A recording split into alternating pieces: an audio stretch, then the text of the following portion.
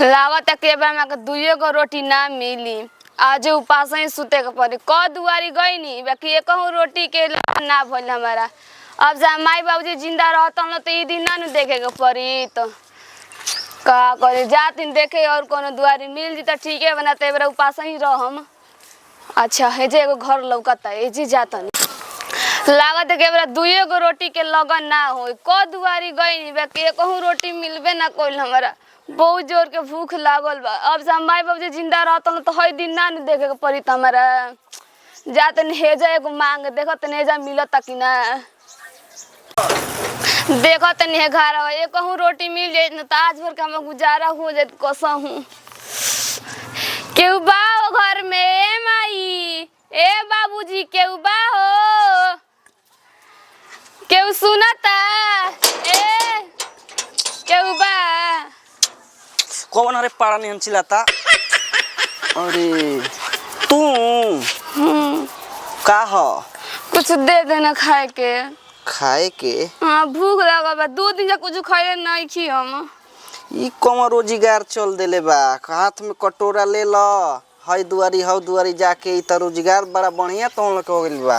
ए ना देखी ना हम घरे केहू नहीं हम अनाथ हई। अनाथ हौ त जांगर नहीं खे केनियो काम धाम क के ना तू खा सकेलू। कातना जाओ तो गए नी कामे ना मिलता तो सोचनी है कि भीखे मांग के अपन गुजारा कर ली। ई त तुम लोग के बहुत बड़ धंधा हो गइल बा। जेही के न ते के हाथ में कटोरा ले ला जेवने न तौने दुआरी जा जा जा जा अब भीख मांगत रह। देखे न दे दी कुछ खाए के बाटे तो दे दी ना। दे दी ना ई धंधा तुम लोग के हो गइल बा। ऐसा ही चल भाग दे दी ना कुछ बाटे तो खाए के। चल जा चल भागा सुते तो हमरा के नींद में डिस्टर्ब झूठो के आके करत तड़ू। देवे करने के तो बोल दी ना कि ना दे हम कैसे में खदेरा तनी। अब कहाँ जाई के कहाँ से मांगे लागो तो आजो खाली पेटा में सुते के पड़ी। काल तो मिलबे ना कइल है देखो तनी और के नहीं हो।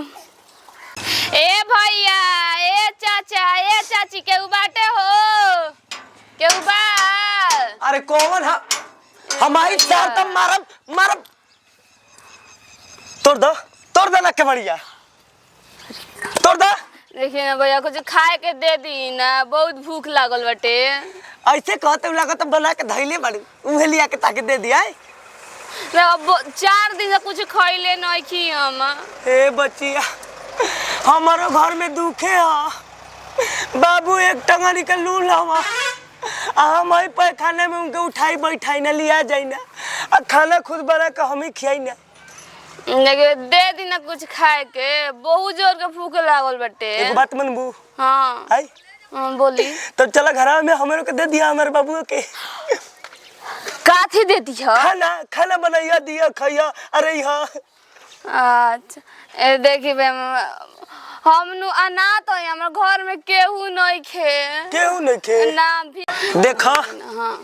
हम कोई के चाउर अनाज दी ना कहते कि बाबू धान काटत चूतर पके पैंट फाट जाला उनकर कसम बिटोर लेला खाए बर तारा के देख के मुंह आवता घर में मत ढुके लिया आवतनी। ठीक बा ना गुस्सा लेके आई जल्दी।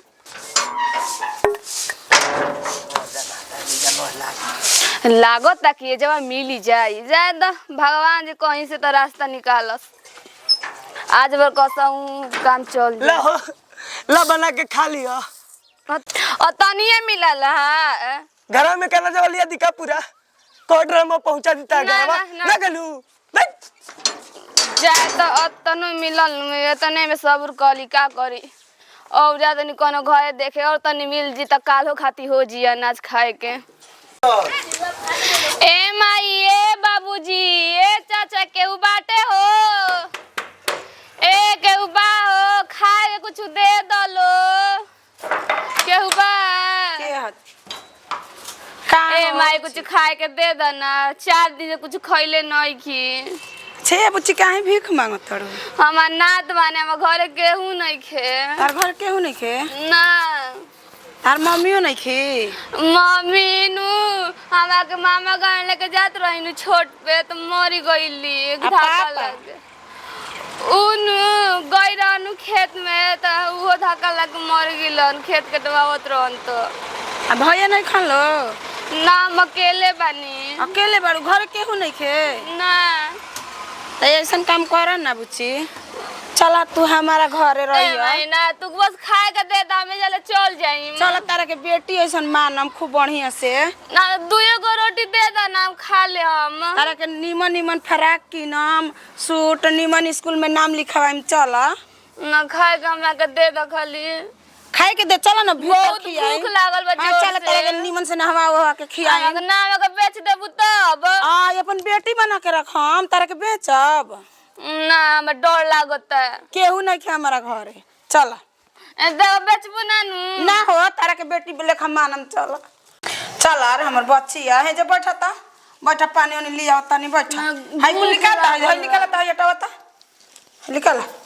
हाय बतावा हो हमर लइका फेकने कसा ज्यादा एगो लड़की हमरा भूख लागल है। हां बैठा पानी लिया तनी, त पानी वानी पी के तब नहा वहा के आइथी करी ह। बतावा हो भाला हमर लड़की भाले भगवान हमरा के सुन गइलन कि हमर बाल बच्चा नहीं खे।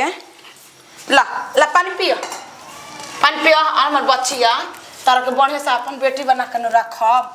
आय पानी पियता, पानी पियता। पी लेनी, पी लेलू। बताओ हो भगवान सुन न जालन, जगर केहू ना हो खेला ओकर। चल तारा घर में बार और झाड़ दी। चल त चल चल तोरा सुन। हां चल, भगवान भाला छपर फाड़ के दिहलन। झाड़ू पोछा करम नाही भजम बरत, दहेज देके किन्ने पानी तोह के आई माई कातना कुल गांदा कोइले बाड़ी। बाप रे ज्यादा एगो हमके जौने माई मिलली जौन कहम तौन हम ख्वाहिश पूरा एकदम। दहेज देके किन्ने बानी तोह के सजनवा दहेज। तू क्या रहो? हम के और तू बिना पूछले घर में कैसे घुसला है आई हमारा घर में? हां तू के आई रे? हम जाने गनी तू हमरा घर में चोरी करे आई बड़ा। निकल निकल जल्दी जल्दी, चोर कहीं के निकल, नहीं तो हम सबके हाला करम, सबके बुलाई। पहले अपन जबान संभाल के बोल। अच्छा ही मतलब केकरा से पूछ के घर में आई ले तू? हमरा के माई लेके आइली है। माई? हां कौन माई? हमार माई और के कर माई? भागल मारो की हवा ने तुरंत का पार फाट जाई। आई बोलू घर में चोरी करे तो माई ले काम देखे आइन तो जो पहले हमर घर में जो जो माई ले कहे कोई तो कही है।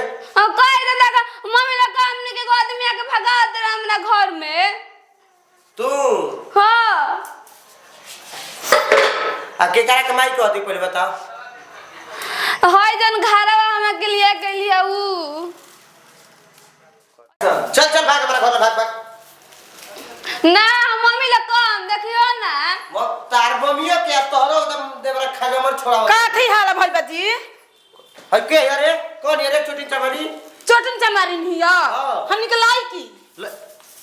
हमनी के लाई की? हां हमनी के घर में ही ना रही। सुनी पहले एगो बात, तन दिमाग ठंडा करी। हमनी के तो भगवान बाल बच्चा ना देहलन। हां ना दिहलन नु।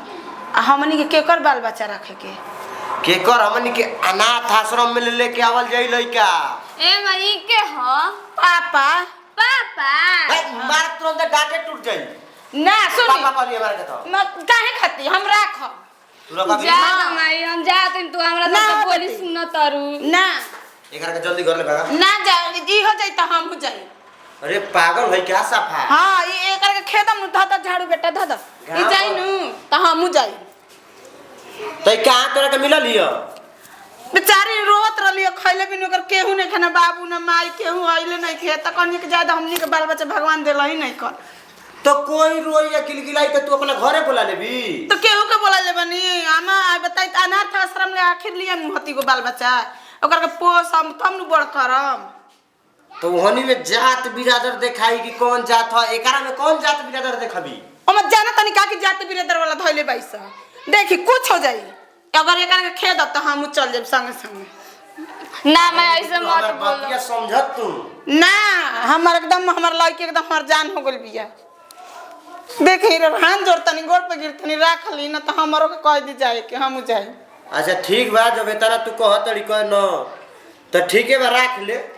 पढ़ाई लिखा के अगर बियाह शादी कर दे के तो हमनियो के बाल बच्चा गांव घर के आदमी कही अच्छा ना ही बताओ बुची हाँ तू हमारा घर रहबू न पापा ले निमन बढ़िया से से बोला रह। हाँ पापा रह देखो हमनी के तो कहिए से आदमी ताना मारत हन कि तोर लइका नइखे तोर लइकी नइखे होत आ देखो तू ऐसन कोनो काम मत करियो ना कि फिर हमनी के ताना मारो कोई और छाती ना, चाले ना, क के हम चलो ना करब। कि देखा हमनी के एगो लड़की बिया तारा के पढ़ावल जी लिखावल जी हमनी के कुल सिखल जी अब हमनी के तोहरे न सुन मजा ना। हो जाई हमरा के डॉक्टर बनाई बनू तारा के डॉक्टर तू जवन ची कहबू पढ़बू लिखबू बढ़िया से तो कुल ची बना दे ठीक बाटे ठीक है खाना बनावा तो हम जाती बाजार कुछ लेके आवे ना हां जाई मुर्गा मछली लेके आई ए सुन ना हमरा कने एगो फ्रॉक ले ले आई ह एगो नु सूट ले ले आई ह हल लेके आई भो अरे छोला चाउमीन ले आई ह ठीक बा हां बुचिया मांगो तेल ले आई देखे घर ले बहरी मत जाओ ना बाहरी ना जाई ना जले देख बुचिया पापा ले बढ़िया से बोली हां ठीक आ है। देख आ तू हाँ। बाहर में जा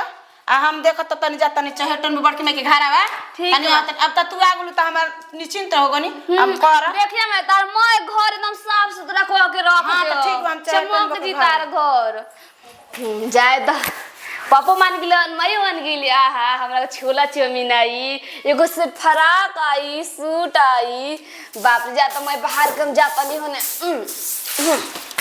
हम जाता नहीं अपन सूते आराम से घर में बाबूजी लेके आई हन हमरा के